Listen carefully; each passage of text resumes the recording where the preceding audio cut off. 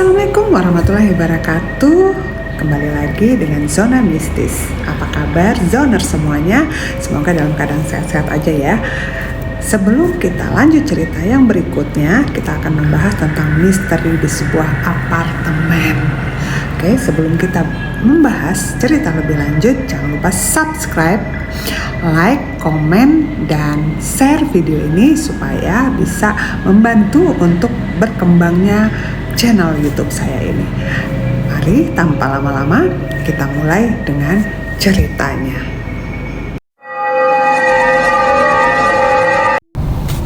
Oke, cerita ini berawal sebut saja yang namanya Budi ya. Budi ini cerita nyata, kisah nyata bahwa Budi ini mengalami sesuatu hal yang mungkin yang dia tidak prediksi sebelumnya gitu ya, bertemu dengan makhluk halus di apartemen. Kalau orang Singapura, Malaysia ngomongnya apartemen. Oke.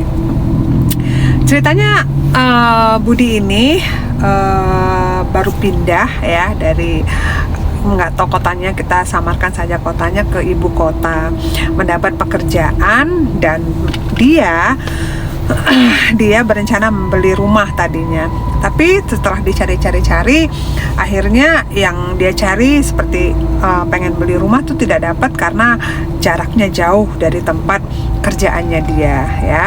Dan akhirnya rebukan sama keluarga segala macam. Akhirnya dia dapatlah apartemen di sini ya, apartemen yang mana jarak dari apartemen itu ke rumahnya, apartemen ke kantornya itu tidak jauh, dekat gitu kan.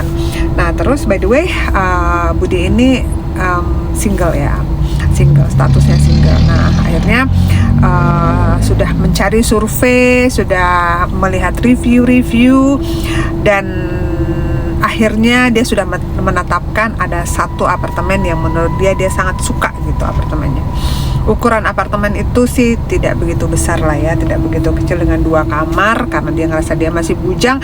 Ya udah dah, ambil aja ya, suasananya oke, tempatnya bagus, terus akses kemana-mana gampang, dan dia tertarik, jatuh cinta lah ibarat kata dengan apartemen ini ya, apartemen ini. Oke, singkat cerita, karena dia sendiri ya, cowok kan gitu ya, laki-laki di rumah, pastikan segala sesuatu itu dia perlu ini ya, ART ya. Dan akhirnya setelah dia mencari-cari, dia menemukan ART ya, sebut aja namanya Ibu Ijah gitu ya. Ibu Ijah ini tidak stay, jadi dia datang jam 8 terus dia pulang jam 6. Datang jam 8 pagi, pulang jam 6 sore, yang mana akses kayak kunci atau password atau apa sudah dikasihkan si Budi ini ya kan ke Ibu Ijah ini. Jadi kalau kenapa-napa dia bisa langsung kan gitu. Seperti hari-hari biasa, sebulan 2 bulan berjalan lancar. Jadi dia pergi pagi, kadang-kadang pulang malam kan gitu. Dan Ibu Ijah setiap dia pulang, ibu itu sudah pulang duluan, karena kan biasa lah ya, ibu kota mungkin macet segala macam, dan dia selalu pulang ke apartemennya itu jam 8 malam, dan Ibu Ijah sudah nggak ada. Nah nggak tahu kenapa pada suatu hari dia pulang jam 8 malam. Perasaan dia tuh nggak enak, atau kenapa perasaan dia pulang ke apartemen itu perasaannya tuh kan nggak enak, kayak ngerasa aduh ada sesuatu yang ngikutin atau apa. Tapi ya udah, karena selama ini dia aman-aman aja, jadi dia tidak pernah berpikir yang aneh-aneh gitu kan. Pulang, masuk ke rumah kan gitu, kondisinya jam 7 apa jam 8 malam, udah malam, yang harusnya Ibu Ijah itu sudah pulang ke rumah kan gitu ya. Nggak tahu kenapa, jadi ada satu ruangan yang khusus untuk kayak dia ini dah ya, misalnya kayak untuk nyetrika, untuk bersih-bersihin rumah kayak gitu. Ibu Ijah tuh masih di situ gitu. Dia melihat ada Bu Ijah yang dari belakang. Dia pikir gitu kan, Budi ini pikir kenapa Ibu Ijah belum pulang ya kan gitu. Oh mungkin lagi sibuk, atau mungkin dia pikirin oh dia lagi berantem kali sama lakinya, atau mungkin lagi nggak enak hati sama anaknya kan gitu. Ya udah, terus udah gitu setelah dia pulang, dia bilang Bu belum pulang kan gitu. Tapi Ibu Ijah tuh nggak ngejawab guys gitu. Ibu Ijah nggak ngejawab. Oke, Ibu Ija nggak ngejawab, tapi dia bilang, oh ya dah, mungkin Ibu Ija nggak denger gitu ya, atau mungkin lagi serius kan gitu. Setelah itu ya, setelah Bu Ijah masih di dalam, tapi yang kelihatan cuma belakangnya doang gitu. Pas Bu Ijah lagi beres-beres seperti itu,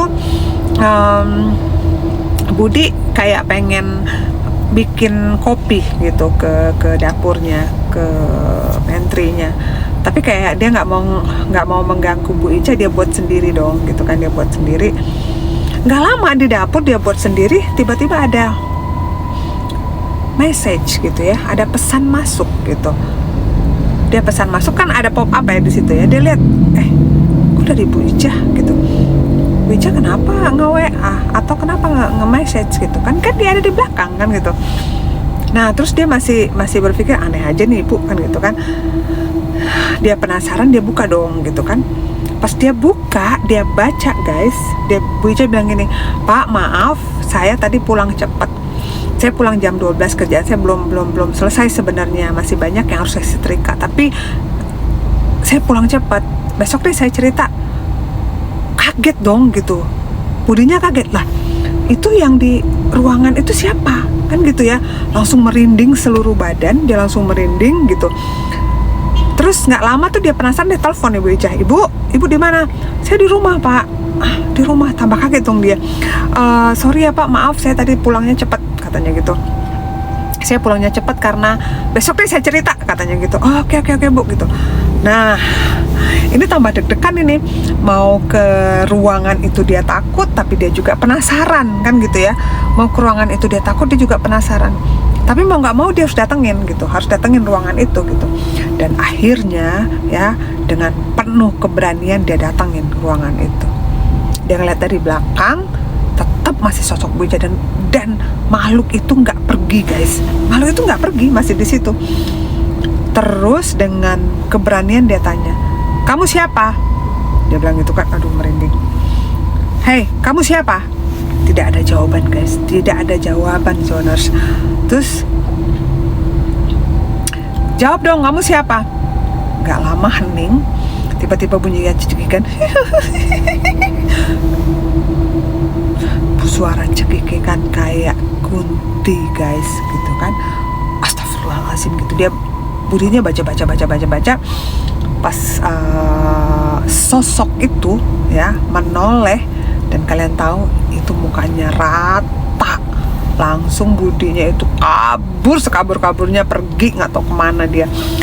Mungkin dia bilang entah pergi ke nginep di temennya atau apalah, pokoknya dia pergi dari apartemen itu. Nah setelah itu besokannya ketemulah, singkat cerita ketemu sama Bu Ijah, dan Bu Ijah cerita bahwa di rumah itu ada sosok yang menyerupai bapak. Kebalik ya, kalau Budi nyerupain Bu Ijah, kalau Bu Ijah nyerupain bapak. Nah bingung dong dia, karena apa? Dia sudah terlanjur membeli apartemen ini, mau dijual nggak mungkin kan. Dan akhirnya ya dia tanya sana sini, tanya sama keluarga, dipanggil orang pintar, dan akhirnya itu rumah dibacain gitu ya. Butuh waktu ya, nggak 1-2 hari untuk melakukan pengusiran lah ya ke makhluk yang tidak kasat mata ini gitu. Dan selang waktu 1-2 minggu dibersihkan, dan alhamdulillah rumah tersebut sudah bersih gitu. Oke, segitu aja ceritanya. Silahkan komen kalau kalian punya pengalaman pribadi, entah di kos-kosan, di apartemen, atau di rumah kalian sendiri. Oke, see you in my next video lagi. Bye-bye.